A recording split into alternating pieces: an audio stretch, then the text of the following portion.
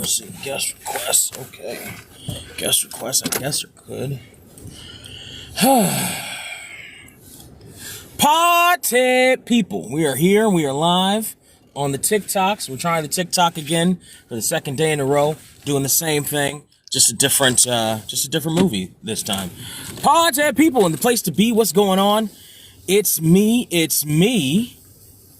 Invite another host to go live. Well, we're not doing that right now, but it's me. And I just left from seeing the Fantastic Four movie.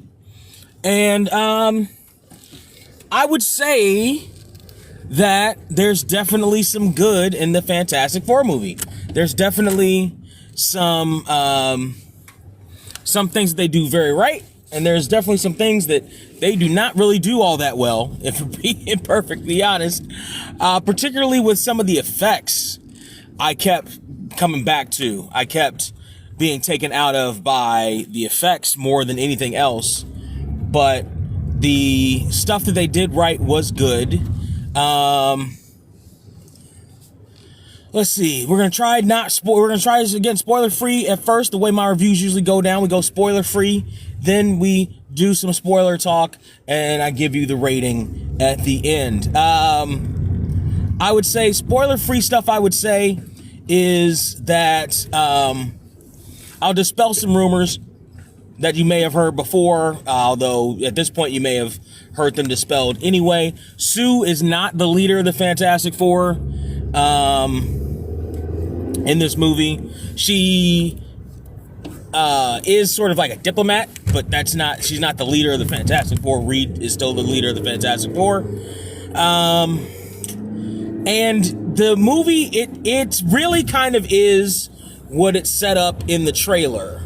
The initial trailer with them around dinner and they're trying to figure things out, or they're trying to, they're being a family and Sue's pregnant, and it's setting up that point of view. The chemistry with the cast is pretty good. Is good. I like the chemistry with the cast. I like Sue Kirby better in this than I do in like any real life thing I've seen her in. Any of the interviews I've seen her in, I'm like, there's something about her that's just a little not that I don't connect with. So there's something about her I'm like, I don't know that I'd want to talk to her. Like if we were at a party, I don't know that I want to spend much time with her, if any at all. This is the first Pedro Pascal thing I remember seeing. He might have popped up in some other things that I've seen before. He was fine in it. He was good in it. Like, he's a good actor. He at least in this, he makes for a decent enough Reed Richards. Johnny's not as cocksure as I would like him to be. He's a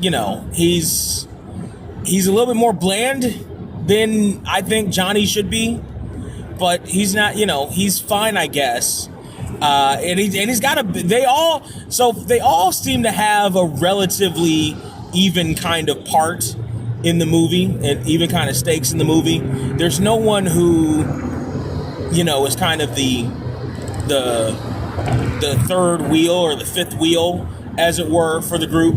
Like, they all kind of are about even in their necessity to the story and their necessity to the plot. The world building that they did was really good. By and large, it does look like a 60s world that they live in, which at one point makes me wonder, because the thing is so big, and it does make me wonder, because I thought about it. I'm like, back then there were a lot of like slimmer spaces that people had to navigate through. They didn't have a whole lot of wide open areas. There were, especially like in there's one scene where the Hulk, it's not spoiler, where the thing goes into a particular building and he's kind of got to slide through, and I'm like, that's when it was like, oh yeah, you know what? You would have had to, like, if you weren't pencil thin, like a lot of people were back then, you would have had to slide through. You know what I mean? Like, how would the Hulk? How would the Thing be able to get through some of the passages in the place? Maybe he wouldn't. Maybe he would just have to stay out of those places. And they actually brought up something else that I was thinking about. Hulk has shoes in this movie. I was like, how the heck And I was like, does Hulk have shoes? Or Hulk. I keep calling him the Hulk. The Thing. The Thing has shoes. I'm like, Thing has shoes. Look at that. Thing Grimm has shoes. He's got a fashion sense, and they got him, and dressed in smart outfits and sweaters and whatnots, and it's good. It's a good deal. TikTok is telling me to ask you to engage with it. So send me flowers and likes and stuff. That's what TikTok wants.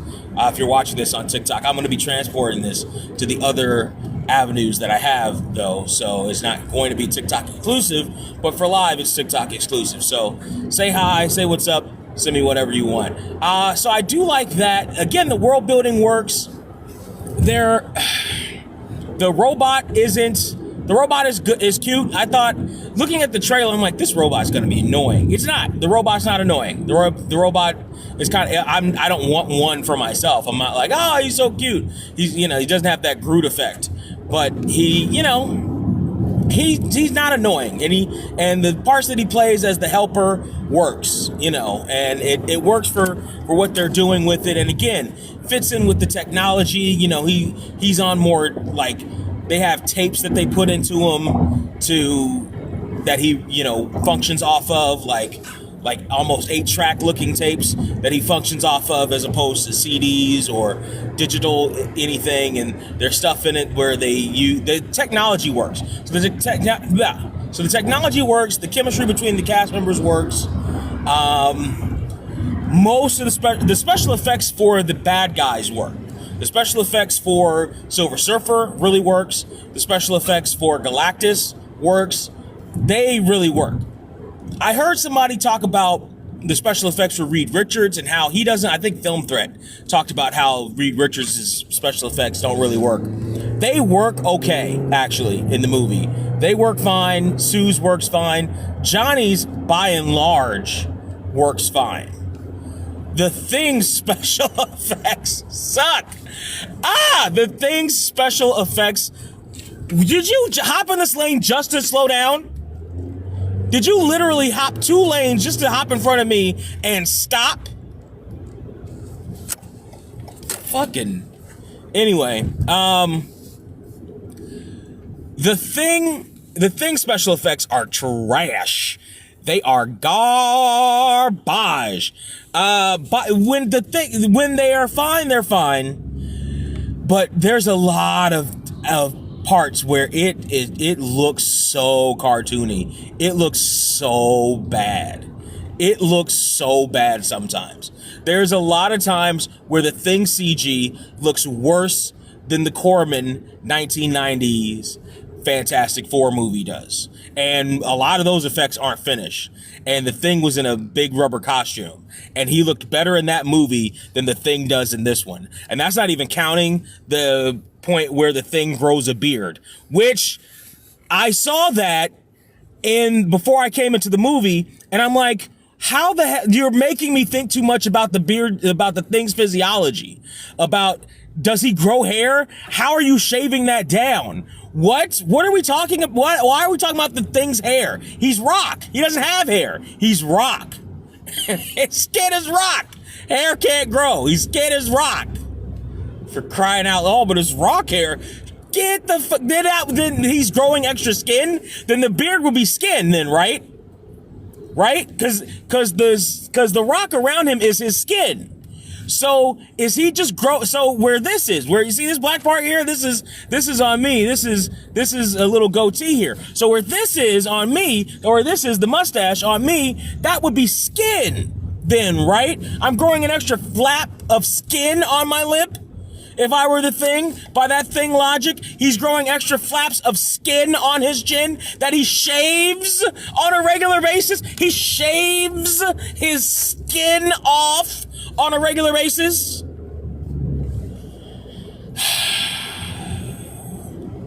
Nice try, but no. I hated that part. But the things, again, everybody wants to, all right, there we go. So the Thing, his CG is trash. And here's part of where the problem is. Because we saw in the trailer, right, and with one of the other trailers, we saw, this not spoiler because it's in the trailer, he wanted our son. We said no, it was for our son, right? Okay, so the kid's born. You see in the first trailer Sue's pregnant, and second trailer or one of the other trailers that the kid's born, right?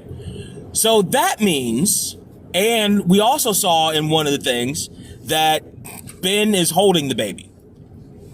That means that the Thing's terrible CG has to interact with either a live baby or is gonna, the Thing's interaction with the baby on CG is also trash every single time. And they put it together and it's trash. It's garbage. It's so distracting. Every time I see it, it's so distracting. It's so terrible. It's so terrible and distracting. It's like they did a balancing act. They're like, we can make Galactus great and Silver Surfer fantastic, but that means that we have to dial down the ability to CG on our freaking heroes. Terrible. I don't know. I don't think that they had to do that, but they decided to do that, and that's a terrible thing that they decided to do. Yeah, what else can I say that's non-spoiler? I like those things. Again, the world building was good. I can see why they did certain things, why they, Johnny's not always flame on. Johnny's effects are relatively good for the most part. The stuff that they do in space, there's obviously some space stuff, is good, relatively good. It's a lot better and easier to follow than Superman's. Because I saw Superman, I think a week or so ago. And there's a part in Superman where he's in some nether realm of time-space dimension. And it's very dark on purpose, and it's very herky-jerky camera movement on purpose. I saw this in IMAX. The effects of the other world that we see and space travel and there's a chase there, etc. All of that looks better in this movie than the Superman one did, than those portions do on Superman. And in comparison, I liked the robot here better than I like the Superman robots, in part because I don't know where those Superman robots came from. I don't know where the hell they came from, how they existed. I don't know those robots. I didn't know this robot either, but it made sense for that robot to exist in this world. It doesn't make sense for the Superman bots to exist in Superman's world. So I don't connect with those robots. As much of a personality as James Gunn attempts to give them, I don't connect with them. They don't make sense to me. So I could care less about them. Let's see. So they got to save the world, and some other stuff is set up. I will also say this before we get into spoiler territory. There is a mid-credit scene, or not mid-credit. Is it mid-credit? It's kind of mid-credit, and a post-credit thing. The mid-credit one is the most important. The post-credit is just sort of an Easter egg. Thank goodness. Post-credit thing. The mid-credit one is the most important. The post-credit is just sort of an Easter egg. Thank goodness. So it's not vitally important. And the mid-credit is kind of important. It at least sets up more stakes. And it does also connect to the next phase of the MCU that they want to try to set up. And you'll see how that goes still. As far as this being a good MCU movie is concerned, I would say it garnered my interest more than any of the other ones recently have. And it was probably, I'll say this, it's probably more of a coherent story and will hold up more to rewatches than the Spider-Man movies do. If we're being, everybody loved the Spider-Man movies. I liked the Spider-Man movies, but I knew as I was watching them that if I watched them again, the plot holes would destroy it. The villain, the stakes for the villain, the impetus. There's a whole bunch of, there are a ton of evident wide open plot holes in the Spider-Man movies that would kill it. This one is a better constructed movie than this, but the Spider-Man movies are flashier and probably will make more of a profit than Fantastic Four, in part because most movies now aren't making profits after post-pandemic, with their bloated budgets and people not going to the theaters as much, et cetera, et cetera. And So, and plus the time in theaters is going to be less. So, with the different business aspects that are preventing movies from making profits the way that they do, or way that they used to, including how Hollywood budgets their own freaking movies now, the Spider-Man movies will probably be more profitable. We'll probably have more money in terms of profit. Remember, profit isn't just the box office. Profit is the box office minus all the expenses. So the Spider-Man movies individually probably will have more profit than the Fantastic Four movie. But the Fantastic Four movie is a better constructed movie than the Spider-Man movies. It's a better constructed film. The characters work better together, I think, than the Spider-Man movies do. That's really the only post-Endgame thing or point that I have, because I haven't seen any. I'm not seeing Thunderbolts. I haven't seen any of the other ones. I'm not interested in any other ones. It's really just been Endgame, I guess, the Spider-Mans, and now this, and it's a decently constructed movie. I would say versus Superman, I liked the characters of Clark and Superman, because they are two different characters. I liked the characters of Clark and Superman and Lois more than I liked the Fantastic Four I liked the characters of Superman more than I liked the characters in Fantastic Four.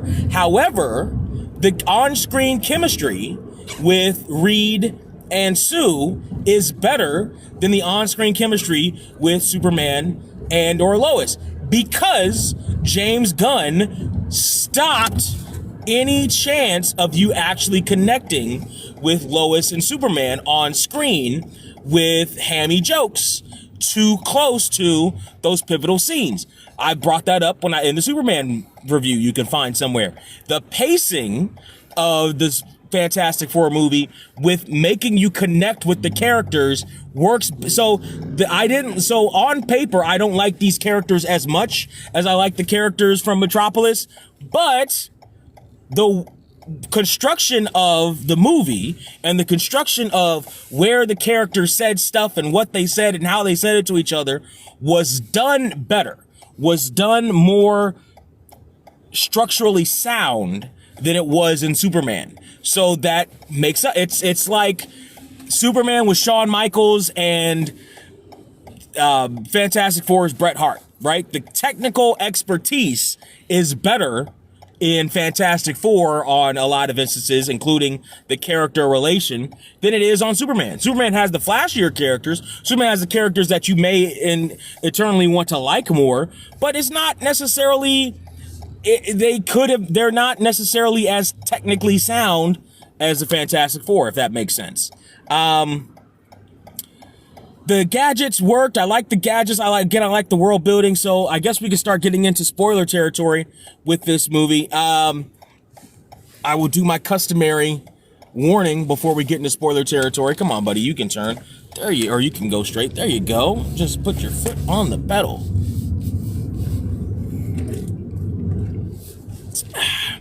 There's one sip that I'm going to take. Actually, here. I'm going to have to sit and park here. So I'll try to, while I'm sitting in parking, go ahead and send me some flowers or roses or whatever this app is telling you to send me, so that I can increase my visibility on it, etc. Oh, don't get mad at me. You saw the hazards go on. I put them on half a block ago, baby. There you go. Go around.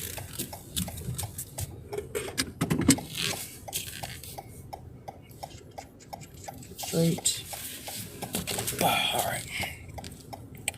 All right, let's see here. So we'll continue here. All right. Now, we're live, pal. All right. We're about to dip into spoiler territory. So, start flash go. All right, I'm not doing that. Start to dip into spoiler territory. So before we get into spoiler territory, this is the warning. I'm about to talk about spoilers. So before we do, after I take a sip, we will dip into spoiler territory.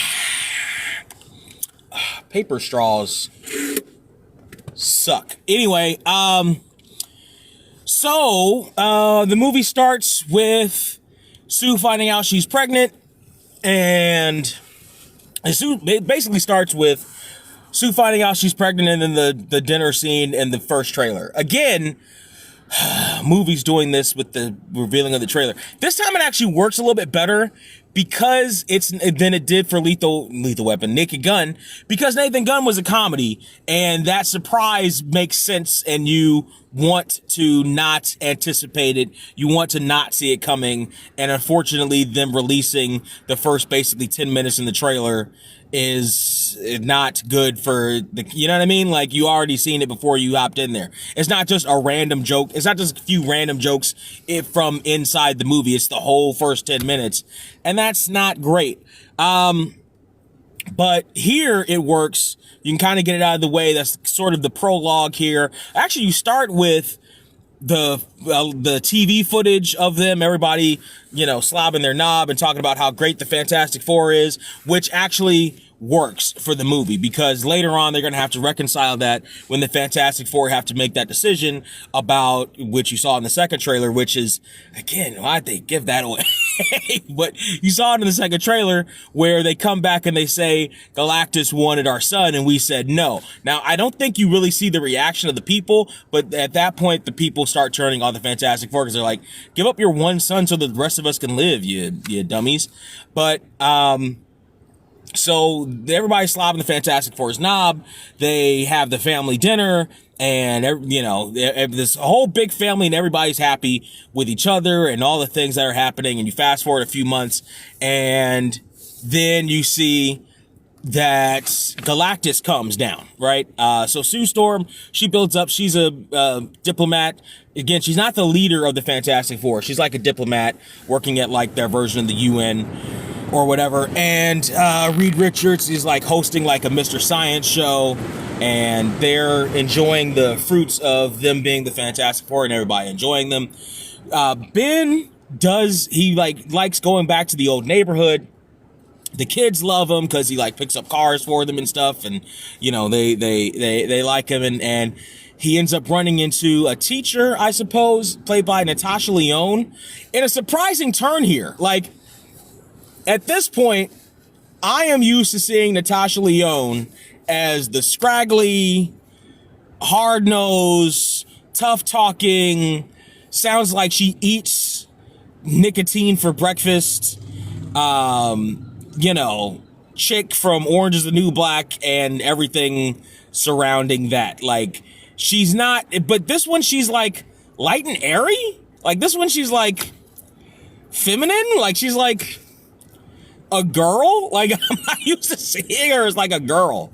Like, she's always like, I'm even before then, wasn't she like one of the party girls? Like, I'm used to seeing her as a party girl or a burnt out party girl. But now she's playing like a teacher, like a nice, wholesome character. That's weird, but it works, I suppose. Now, that's the one thing. They don't give that a whole lot of time. I think they're trying to build that up. I think they want to try to build that up for another movie. They kind of plant that seed in case for a sequel.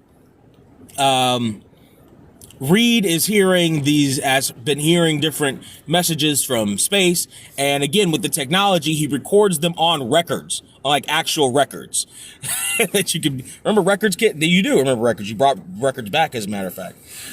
So they're playing them on records to try to decipher. Silver Surfer comes down and heralds the arrival of Galactus. We've seen that, I think, in one of the trailers too. They give too much away in the damn trailers. And Johnny chases her away to try to figure out what to do, try to talk to her or whatever. And at that point, she shoos him away, and Johnny, he sees something in her silverness, and he comes back down, and he tries to decipher, he tries to do the Rosetta Stone. So they all have, while Reed is trying to figure out how to get to Galactus, try to chase him down, what to do about this idea of Galactus, Johnny is trying to play the Rosetta Stone, the interpreter, and figure that out. So they decide they're going to go to space while Sue is pregnant, in fact. And they go to space, and when they do, they find Silver Surfer's trail. because she leaves a trail, like a chemtrail in the sky or whatever, even though she's too fast to actually find. They find her, they go through extra light speed, and because I guess they hook up to a substation that's right outside the planet's orbit, and they use that to take off to super light speed to track down the Silver Surfer and Galactus, and they do, and they meet Silver Surfer and Galactus says he wants the baby. He wants the child.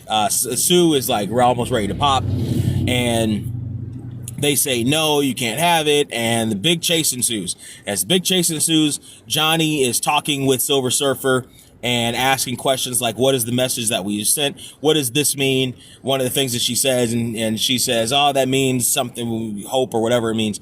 And Johnny's like, oh, okay. And he uses that as a key to decipher the language that he's been hearing in all the recordings, which will come back later when Silver Surfer comes back to Earth. But essentially, they say, because they track all the different planets that Galactus has eaten, including a bigger planet than Earth. Something they said like 13 times the size, and he did it. So, as a matter of fact, they see him devour one of the planets. And they're like, oh, which is a good scene. And so the chase is on. They say they're not going to do it. They say they're gonna fight Galactus. Galactus decides to chase them. Or Galactus sits and Silver Surfer decides to chase him, and as Silver Surfer is chasing him to try to get the child that's still inside Sue, they are able to fend her off through wormholes and stuff, and keep her preoccupied in some sort of temporal thing for about a month or so. But as they're doing this, so Sue goes into labor, they're on the ship. And as Sue goes into labor, they're on the ship. We see the first and after she has the child, as they're going through space and light speed and stuff, we see the first remnants of this horrendous abomination. This CG baby is disgusting. This CG baby is fucking terrible. It is disgusting. It is gross. This CG baby, CGI child, is the stuff of nightmares. And I know, for what they were trying to do in space and etc., and having to deal with Ben and all the different things that they have to do, right? Having a real baby sometimes doesn't work. I think in some shots they actually do have a real baby, but having a real baby probably doesn't work for doing all this stuff. But my God, the CG abomination that they couldn't shoot around it with a doll or something. They couldn't figure something else out, because this CG baby looks so ugly. This CG baby is gross. And every time it is like on Ben and like Ben's holding it or whatever, especially with Ben, sometimes with Reed, not really with Sue. I think with Sue they use a real baby, which is weird. But every time with like Reed, and especially with Ben, that baby looks like a PS2 abomination. Like a 2.5. That baby looks terrible. And for them to put that baby in that movie and think that they did something, it's just, what are we doing? And every time I'm looking at it, I'm like, ugh. Like every time I see that baby squirming and the pixels aren't quite right, every single time I'm sitting there like, ugh. Like every time.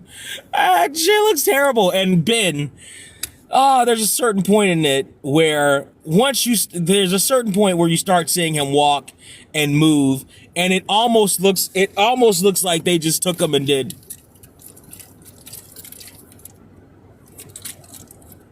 That's almost what it looks like it did. That's, I can't believe it. This is a multi-million-dollar movie they spent all this money on. And look, the CG department did a great job with Galactus. They did a great job with Silver Surfer. It's almost like they worked backwards. They did Silver Surfer and Galactus because that was like the latest thing, and they got to be the big bads. And when they got to the front, or they did, and the Ben's fine in the beginning a little bit, but then somewhere in the middle. So like in the middle, they just stopped. They just gave up. I don't know if that's how they shot it, or if that's how they got the footage back, or whatever. or they were working on Galactus and the space stuff long before that. And so like, that's where they decided they were going to start because that's going to take the most work. But in the middle, Ben looks just disgusting. Ben looks terrible and the CG baby looks awful. And so they come back to Earth and tell everybody on Earth that Galactus wanted the baby. And then we see the people turning on them. And again, this is talking different with Superman and Fantastic Four. The pacing of this and Fantastic Four is much better because it's much more natural, the progression that we get to from them coming back to Earth, and we see the love that they have for the Fantastic Four and their heroes, they're almost godlike, etc. And then Fantastic Four tells them this news after a couple of press conferences where they said, we will save you, and they come back and they're like, we don't know if we can save you. I don't know this time. Like, they have to like shed that veneer that they had on themselves, and they come back to Earth and they tell the people they wanted our child and we're not going to give them the child. Now, what they never do is they never have somebody coming from the other side like, well, if they had decided to give up their child, you'd look at them a certain way if they did that too. Right? Like, you wouldn't look at them like, oh, they're such heroes. You know what I mean? Or at least there'd be a certain contingent of people that'd be like, oh, she gave away her baby. Right? Like, there would be, especially in this 60s kind of world, there would be another contingency of people like that too. So, you know, the fact that they didn't, I think is a good thing. There's a moment where Sue comes down with the baby, Franklin, and talks to the people that are outside their building. And there is a part where they say, essentially, it's almost like an analogy of the 1% talking about us 99%ers when they're up in the tower, like, well, they can't hurt us, but they're mad at us, and it makes sense, and blah, blah, blah, blah. It's almost like what you would think the 1%, how magnanimous you would think the 1% would be if they actually knew what they were doing or actually cared at all about humanity, but they don't. And, you know, at least I've noticed that. I'm like, that almost sounds like 1% propaganda, except the 1%ers don't talk like that. They don't give a shit what anybody below the tower thinks. They don't care. No, they can, but they do agree. They can't hurt us. They do agree with that. But and she comes down, she gives the speech, and everybody's like, okay, we understand, and we'll give you another chance. And so they come up with this plan with the mole people in Subterranea, and everybody evacuates, and because they had this plan to move the planet to a different solar system, but Silver Surfer heard about it and destroyed most of the portals except for one. Destroyed every portal except the one in New York for some reason. Johnny started to stop her and took her away. So there's one portal left. So they're going to try to get Galactus into that portal and shift him off to another solar system millions of miles away, millions of light years away, so that won't be able to come here forever and a day. And they come up with this plan. They're going to use the baby as bait. Again, this ugly CG baby, this just terrible, wiggly abomination of a CGI baby. I'd take the damn thing. That thing is ugly. Take the damn thing. But they put the plan in motion. Galactus comes for the baby. They try to switch out the baby carriage for a different one. Galactus notices that it's not the real one before he trips the wire to go into the thing, and he goes to track the baby down. And they all gotta do what they can to save the baby, right? Thing can only do so much. Johnny's doing a lot of interference running, and essentially it comes down to the power of a mother's love. So the closest thing you have to it actually being Sue as the leader is she sacrifices, she dies basically to save the baby. She uses all her strength, so much of her strength that it takes everything out of her, and she dies in order to save the baby. The Galactus is this big eater of worlds, but Sue is a mom, and she uses her mom power to push and drag with her force field, all the power that she has, Galactus into the trap and start to send him into the other universe. And he starts to climb out of the universe, and Johnny's about to make a sacrifice. He says, tell Franklin Uncle Johnny loves him. He's about to shoot in and basically punch Galactus back into the hole. Silver Surfer knocks him off and takes the punch for herself because she was the sacrifice for her planet. And when Johnny deciphered the language, he deciphered a couple of other languages of other planets that they took, and Silver Surfer was the one that picked these planets out specifically for Galactus to eat. And Silver Surfer has humanity and decides that she's going to, she was a sacrifice for her planet, and Johnny's like, we just want to live on our planet, man. And she decides she's going to make the sacrifice and punch Galactus. Now, before, Galactus showed his power against Silver Surfer and like raised her up Darth Vader-like and was like, take the fucking planet, give me the kid, right? But so she's going to have hell to pay on the other end of that portal, but she decides she's going to pay the price on the other end of that portal and punch Galactus back into the hole and before it closes and sends him off to a solar system millions of light years away so that we don't have to deal with him ever again. And Sue is dead, but along the way, we figured out that Franklin has these powers. We don't know what these powers are, but along the way, as Sue died and this ugly CG abomination of a baby is laying on her chest, and when Reed is holding it, the skull doesn't fit right and it's moving like Bruce Banner in the Hulkbuster suit, and it was just, it's just ugly. It's just terrible. But as it does, the baby brings Sue back to life. And she says that he's more than us, and they're about to go on another big TV interview. But before they do, we see them they get an emergency, and as they get an emergency, the three men, they just try to get the baby seat in, waka, and you can get the baby seat in, and they take off. Now, mind you, the baby seat, and I know it's the 60s, but the thing about the baby seat is it's not turned backwards. But okay, so that's the big thing, and they take off. And 4 years later, we see Sue in the living room, and she goes to get a book for Franklin the baby. And as she comes back, Dr. Doom is there. We see just the side of Dr. Doom, having this handout to the baby with his mask off. And 4-year-old Franklin is touching his face, and it says Fantastic Four will be back in Dr. Doom Avengers or whatever. So we're going to get another movie.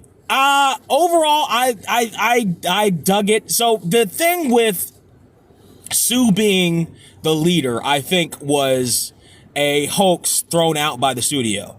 And all that really does is further put forth the idea that I have that the studios do this stuff for publicity, right? So when the studios put out that, everyone hates the Little Mermaid because she's black, they throw that out there. They make that up and throw that out there for people to bite. And every time, you morons bite it. Every single time, you idiots buy it. Every single time. Everyone hates the Ghostbuster because they're women. No, every single time. Every single time we have to have these stupid discussions. And most of the time, they actually don't generate money for the studios. And also most of the time, these stories that they throw out there are because they know these movies are trash. They throw them out there to generate some publicity because they know these movies are trash. They didn't need to throw this one out there, but they did it anyway. I think they did it anyway just to do it. They didn't actually need to do it. Because the movie's not trash. The movie's good, actually. It's not trash. They didn't need to do that. All they needed to do was let Pedro Pascal molest Vanessa Kirby on screen like he's been doing for the last however many days. Oh, it's my anxiety. Hey, hello, ladies. When the big Pedroski has some anxiety, he needs one of you to make him feel fantastic. That's he's getting away with murder. Anyway, the movie's not bad. The movie's pretty good.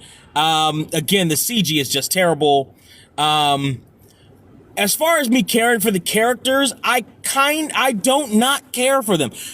I wish Johnny was more of a hothead. I wish Johnny wasn't he's not beta, but he's not cool. Johnny's not cool. I like my Johnny Storm to be cool. He's not cool in this. Even 60's cool. He's not. Ben is cooler than him. He's not cool. I want Johnny Storm to be cool. He's not cool. They need to fix that if they're going to do another one. He's not cool at all. He's not a dork. He's smart. He's not a dork. He's not, you know what I mean? But he's not cool. He's not cool. I like him being cool. He's not cool. I appreciate the message, the power of love, basically power of family. It's basically the story is the power of family. Out of $15, I would say the Fantastic Four is probably worth, I would maybe say $13. I would probably give it it's got good bones. It's got good bone. It's not, I saw something that said the Deadpool co-creator said that it was dull and boring. It's not dull and boring. It's a reset that I think the MCU needs. MCU definitely needed a reset. I'm not dying to see whatever the next MCU thing would be. I don't even know what that would be. I'm still not dying to see Doctor Doom, but I wasn't dying to see this, if we're being perfectly honest. And especially the lead up to this, I wasn't dying to see Fantastic Four. I was like, I might as well. I'm on a roll. I'm doing this for trying to create more content. I might as well go see it. I wasn't dying to see Fantastic Four, but it was actually pretty good. Fantastic Four is actually overall pretty good. I think, again, I connected with the characters of Superman more. I like the Superman characters more, but I connected with these better because they allowed them time to connect. And they built this world very well. Most of the CG is about 50-50. Only because we spend so much time with Ben, and his CG is terrible. And at the end, when we get that baby, that CG baby is terrible. Oh, that CG baby. You could go to Target and buy a better looking baby for $5 with water in it. That's disgusting what they did to that CG baby. And I know, we can't have babies in space or whatever.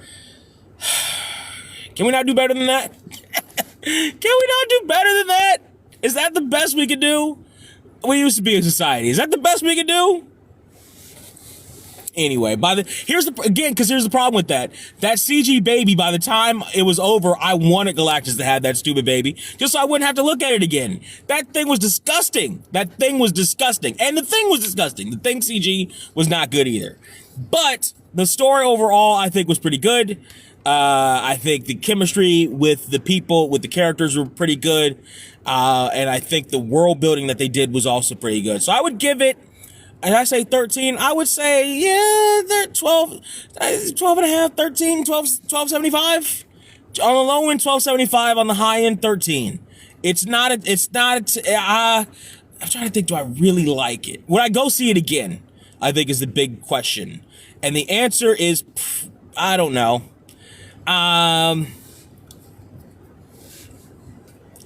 If somebody else was like, I want to see it, and I want you to go with me, you're like, I guess. Like, are you paying? Like, I guess. Like, I'm not like not gonna go see it again. Like, I'm not gonna go see The Naked Gun again, and I'm not gonna go see Superman again. Probably. And I'm probably not gonna see Fantastic Four again, unless dragged. I'm not gonna go see Naked Gun again, even if dragged. So yeah, I would probably say, on that scale. See, again, this is what usually happens when I stop and think about it. A lot of times, I talk myself down. I talk the rating down. So I would say maybe 12. I would say 12 out of. That's not terrible. 12 out of. It's good. It's good. I think the CG. I think the world building is great. I think there's stuff that can be fixed on it. So for right now, I'll settle on a 12 out of 15 is my rating for it. But that's just my rating. I want to hear what your rating is. Party people, you know all the places to find me and hit me up.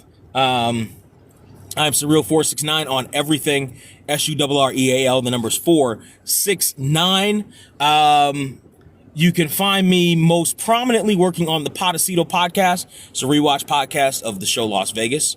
It's very fun. We are near the end of season 2 right now. It's the Podecito, Podecito, is where you can find me on all your listening devices and here on TikTok and Instagram, etc., YouTube, wherever you find this. It's the Podecito. Go find it. That's the thing I'm working on right now. But in the meantime, in between time, thank you for joining me. I will see you next time. Peace.